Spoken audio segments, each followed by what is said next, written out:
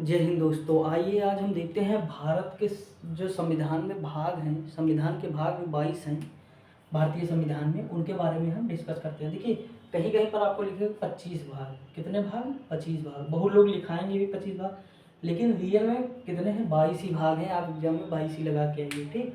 देखिए अगर अनुच्छेद है, जैसे 395 अनुच्छेद हैं, लेकिन उसमें संशोधन किया गया, जैसे ए जोड़ा गया, जैसे हम यहाँ पे जोड़ दिए हैं ए बी, ये थोड़ा हम मानेंगे, समझ आए कि नहीं?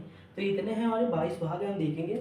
और यकीन मानिए कि इस आज के बाद इसके भाग नहीं देखने पड़ेंगे, क्योंकि आपके मुट्ठी में होंगे सारे। अभी याद करा दे रहा हूँ। देखो अगर हम शुरुआत करें इसमें पहला, तो भाग पहले में क्या है भाई? अब मान लीजिए कोई भी क्षेत्र होगा, क्षेत्र होगा कि नहीं? शुरुआत में क्या होगा? क्षेत्र होगा। उसके बाद वहाँ के मतलब उस पर जनसंख्या आएगी। जनसंख्या जब आएगी तो उसके कुछ अधिकार होंगे।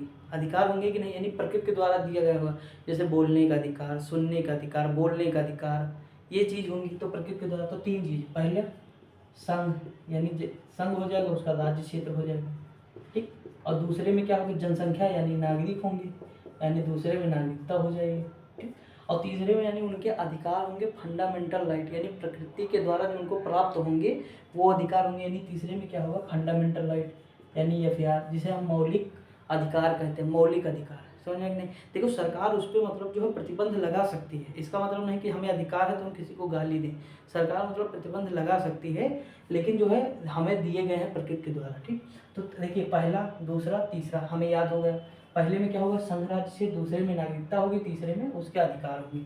चौथे में क्या होगा? चौथे में होगा जब कोई सरकार बनेगी, जब कोई सरकार बनेगी तो हमारे लिए कुछ काम करेगी। जैसे हमें राशन मिलता है तो डीपीएसपी के तहत, क्योंकि मतलब सरकार का काम है समाज कल्याणकार करना, मतलब कल्याणकारी समाज की स्थापना करना, यानी सब कल्याणकारी राज्य बनाना। तो कल्याणकारी राज्य के लिए डीपीएसपी, यानी राज्य के नीति निर्देशक तत्व चौथे में होगा। भाई हम सरकार को तभी तो जिताएंगे जो हमारे लिए कुछ कार्य करेगी, तभी तो हम वोट देंगे और जिताएंगे उसे। तो चौथे में क्या होगा? डीपीएसपी, यानी राज्य के नीति निर्देशक तत्व, यानी सरकार हमारे लिए उसमें कुछ कर रही है। आप अनुच्छेद उठा के देखेंगे तो उसमें आप यही पाएंगे, जैसे समान कार्य के लिए समान वेतन, ये सारी चीज़ें उसमें मिलेंगी। ठीक।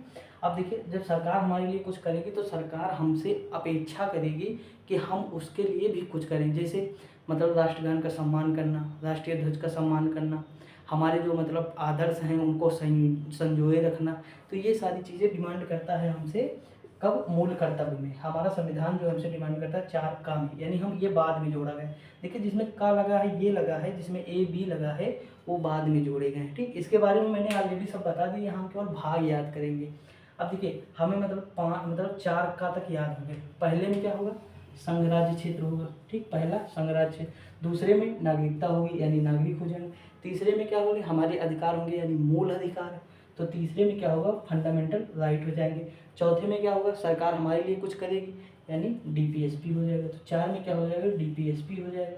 फिर सरकार हमसे कुछ अपेक्षा करेगी, यानी 4 का हो जाएगा। ठीक। तो इसमें क्या होगा? फंडामेंटल ड्यूटी हो जाएगा, मौलिक कर्तव्य जिसे कहते हैं। तो 4 का तक हमें अच्छे से याद हो गया। अब हम बनाएंगे त्रिभुज। क्या बनाएंगे? त्रिभुज। अब देखो मतलब इसे हम टुकड़ों में थोड़ा पढ़ेंगे ना। अब देखिए 4 तक तो हमें याद हो गए, इतने हमारे माइंड में सेट हो गए, और सबको इतने याद भी रहते हैं। इसमें लोड लेने की बात नहीं, सबको याद रहती है। ठीक। अब कहानी यहाँ से शुरू होती है। कहाँ से? देखिए हम एक त्रिभुज बनाते हैं, यहाँ समझिए पहले। जैसे मान लीजिए कि एक त्रिभुज है। ठीक। इतना छोटा त्रिभुज है लेकिन काम हो जाएगा। अगर हम त्रिभुज बना तो सबसे ऊपर आपको पता है, अगर हम भारत को संघ को रखेंगे, सबसे ऊपर कौन होगा? हमारा संघ होगा, यानी हमारा देश होगा सबसे ऊपर। ठीक। केंद्र होगा। केंद्र के बाद क्या होता है? राज्य होगा, सीधी सी बात। उसके बाद क्या होगा? यूटी होगा। ठीक। यानी पहले संघ होगा, फिर राज्य होगा, फिर यूटी होगा। तो हम लिखते हैं, देखिए भाग 5, उसके बाद 6, फिर यहाँ 7 आना चाहिए, लेकिन 7 जो है हमारे संविधान से हटा दिया गया है। आर्टिकल कौन सा है? 228 है। कौन सा? 228। यानी हमारा ये याद रखने वाली बात है कि भाग जो 7 है ना, ये हट गया है। तो अब कौन सा भाग आएगा? तो 8 आएगा। बस यही गलती ना करिएगा आप लोग। भाग इस तरह बना लीजिएगा तो भूलेंगे नहीं। जैसे यहाँ है तो यहाँ 7 काट दीजिएगा ऐसे, तो आपको याद रहेगा कि 7 नहीं है। और उसके बाद देखिए 5 पे कौन है? संघ है। 6 पे क्या है? राज्य है। और 8 पे क्या है? यूटी। अब देखिए 8 तक यूटी हो जाएगा। यूटी के बाद क्या आता है भाई? अगर हम नीचे लेवल पे राज्य में जाएं तो स्थानीय स्वशासन, जिसे हम पंचायती राज कहते हैं।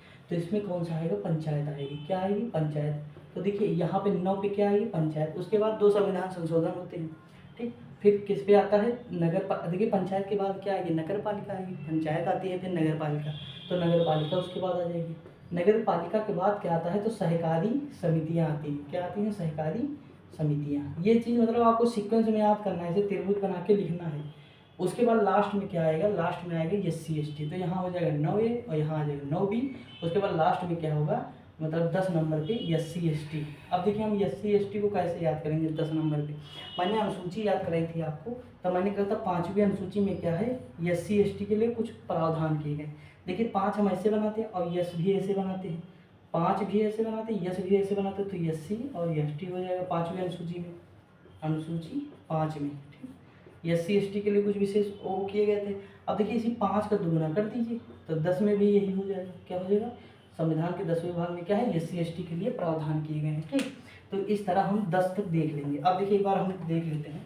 देखिए 5 नंबर पे क्या हो जाएगा, हमारा संघ हो जाएगा। 6 पे क्या हो जाएगा, हमारा राज्य हो जाएगा। उसके बाद UT आती है, यानी हम 7 हटा देंगे। फिर 8 पे क्या हो जाएगी, UT। 9 पे क्या होगा, स्थानीय स्वशासन। 9 पे क्या होगा, स्थानीय स्वशासन हो जाएगा। 9A पे क्या होगा, देखिए स्थानीय स्वशासन के बाद नगर पालिका, तो 9A पे नगर पालिका।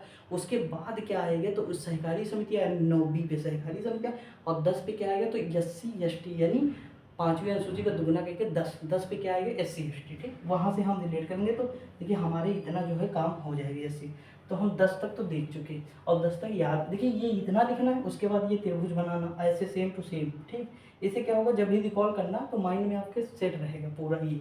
अब हम आते हैं इधर, देखिए हम 11 से फिर याद करना शुरू करते हैं। ठीक, अब 11 से फिर याद करना शुरू करते हैं। देखिए 11 नंबर पे क्या है, तो संघ और राज्य क्षेत्र है। क्या मतलब, केंद्र और राज्य का संबंध है, यानी जो केंद्र और राज्य का संबंध है वो है 11 में। अब देखिए 1 और 1 क्या होते हैं, दोनों मिलकर 1 और 1 मिलकर 11 होते हैं। तो केंद्र और राज्य संबंध दोनों मिलेंगे तभी तो शासन व्यवस्था चलेगा, अच्छे से चलेगा। तो दोनों मिले, किस में मिले, 11 में, यानी भाग 11 में केंद्र राज्य का संबंध दिया है। अब देखिए मान लीजिए संबंध है, संबंध को हम शादी से रिलेट कर देंगे कि वो दोनों लोग मिले तो उनकी शादी हुई, यानी वो 11 बन गए। ठीक, एक एक दोनों लोग मिल गए तो संबंध, केंद्र और राज्य का संबंध हो गया। ठीक, इस तरह मतलब हम रिलेट कर रहे हैं थोड़ा समझ। अब मान लीजिए शादी हुआ, शादी में मिलता पैसा। क्या मिलता, पैसा, जिसे कहते हैं वित्त। तो वित्त और संपत्ति, शादी में क्या मिलता है, वित्त, यानी पैसा और संपत्ति मिलती है। ठीक, क्या मिलता है, वित्त और संपत्ति मिलती है। अब देखिए 12 में क्या हो जाएगा, वित्त और संपत्ति हो जाएगा। 11 में संबंध बना, 12 में क्या होगा, पैसा। अब हमारे पास पैसा है तो हम व्यापार करेंगे। 13 में क्या होगा, व्यापार। 13 में क्या होगा, व्यापार, व्यापार और वाणिज्य।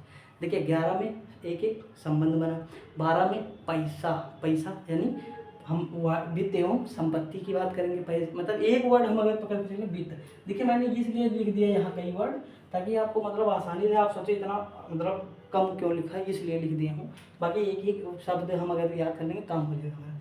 देखिए 13 में क्या हो जाएगा, व्यापार। अब हम जब व्यापार करेंगे उसके बाद जो है हमें व्यापार समझ में नहीं आएगा। 13 में हम है व्यापार करेंगे तो हमें समझ में नहीं आएगा। एक दिन हमारे यहाँ जो है व्यापार जब हमारा चल रहा था तो कोई आके मतलब जो है रेड कर दिया। अब हमारी समझ में नहीं आया कि हम करें क्या, तो आपको इसी ने बताया UPSC की तैयारी करो, सबसे बेस्ट जॉब। तो हम क्या करने लगे, सिविल सर्विस की तैयारी करने लगे 14 में। यानी व्यापार कर रहे थे, व्यापार हमारे समझ में नहीं आया, 14 में हम UPSC में घुस गए। तो देखिए पहले संबंध बना, पैसा आया, व्यापार हुआ, व्यापार समझ में नहीं, UPSC, यानी 4 से 14 हो गए। पहले में 11, 12, 13, 14 इतना तक क्लियर हो गया। और उसके बाद सिविल सर्विस के बाद हम ट्रिब्यूनल में चले गए। ठीक, ट्रिब्यूनल में जाने के बाद हमें समझ में आया कि अब हमें लड़ना चाहिए चुनाव। इसे देखिए प्राधिकरण कहते हैं। क्या कहते हैं, प्राधिकरण कहते हैं। ट्रिब्यूनल आपने सुना भी होगा। ठीक, ये 14 का में है। ठीक, देखिए ये पॉइंट है, इसे मतलब नोट करिए, क्योंकि 14 का भूलिएगा नहीं, 14 ये, क्योंकि आप कहते हैं लाइन से आएंगे तो 14 के बाद 15 लिख देंगे अगला। अब देखिए ट्रिब्यूनल में जाने के बाद कि हमें यार चुनाव लड़ना चाहिए, बहुत है कि नोटंकी बाजी, हमसे कुछ हो ही नहीं रहा चुनाव। तो चुनाव लड़ने के लिए अब जैसे चुनाव आयोग किस में आ जाएगा, तो 15 में क्या आ जाएगा, चुनाव आयोग आ जाएगा। 15 में क्या आएगा, चुनाव आयोग। अब चुनाव आयोग जब हम लड़ेंगे, भाई हम जो चुनाव लड़ेंगे तो हमें कुछ वादे करने पड़ेंगे। जैसे आज भी सरकार अगर चुनाव लड़ती है तो बहुत वादे करती है कि हम कर्जा माफ़ कर देंगे, ये कर देंगे, वो कर देंगे, टीवी लगवा देंगे, पानी, फ्रिज, कूलर, तो वादे करती। तो हम जब चुनाव लड़ेंगे तो विशेष उपबंध करेंगे, यानी किसके लिए, SC ST और OBC के लिए हम विशेष प्रावधान करेंगे। तो विशेष उपबंध आ गया हमारे पास, स्पेशल प्रोविजन जिसे कहते हैं SC ST OBC और एंग्लो इंडियन के लिए। लोकसभा में सीटें आरक्षित हैं, राज्यसभा में सीटें आरक्षित है, विधानसभा में सीटें आरक्षित हैं। तो ये चीज़ है। ठीक, अब देखिए अब हम जो विशेष उपबंध कर दिए, तब तक यूपीएससी वाले कह रहे हैं हिंदी मीडियम में रिजल्ट नहीं आता उसके लिए, तो राजभाषा का आयोग कर दिए हम, तुरंत ही चुनाव जीत गए, विशेष उपबंध किए, उसके बाद राजभाषा के लिए हम मतलब भाषा के लिए जो है धरना प्रदर्शन करने लगे। ठीक, तो देखिए इतना हम कनेक्ट करते हैं फिर से। देखिए केंद्र राज्य संबंध बना 11 में, 12 में पैसा आया, ठीक, यानी वित्त की बात हो गई। 13 में हम व्यापार किए, 14 में क्या होगा, व्यापार हमारे समझ में आएगा, सिविल सर्विस यानी यूपीएससी की तैयारी करने लगे, तो 14 में यूपीएससी से हम चले गए ट्रिब्यूनल में, यानी हम 14A में चले गए। उसके बाद हमें समझ में आया कि हमें चुनाव लड़ना चाहिए क्योंकि विधायक का जलवा होता है, तो हम 15 पे आ गए। 15 पे चुनाव आयोग किस में है, 15 भाग 15 में है। उसके बाद जब हम चुनाव लड़ेंगे तो विशेष उपबंध करेंगे, यानी विशेष प्रावधान करेंगे, तो किस पे हो जाएगा, 15 पे हो जाएगा। उसके बाद विशेष उपबंध करेंगे तो ये मतलब हमारे किस पे 16 पे हो जाएगा, 15 पे वो है, 16 पे ये हो जाएगा। और उसके बाद 17 पे क्या होगा, हम विशेष उपबंध करेंगे SC ST OBC के लिए। तब तक जो है जो सिविल में देखेंगे तो यूपीएससी में हिंदी मीडियम रिजल्ट कमा था उसके लिए धरना पड़ता था, यानी राजभाषा यानी भाषा के लिए हम वो कर देंगे। अब जैसे हम राजभाषा के लिए बहुत बड़ा हंगामा करेंगे, सरकार आपातकाल लगा देगी। जैसे हम आंदोलन करना शुरू करेंगे भाषा के लिए, सरकार क्या लगा देगी, आपातकाल। तो देखिए 17 यहाँ हो गया, 18 यहाँ हो गया। हमें केवल ये याद करना है 20 नंबर इसमें।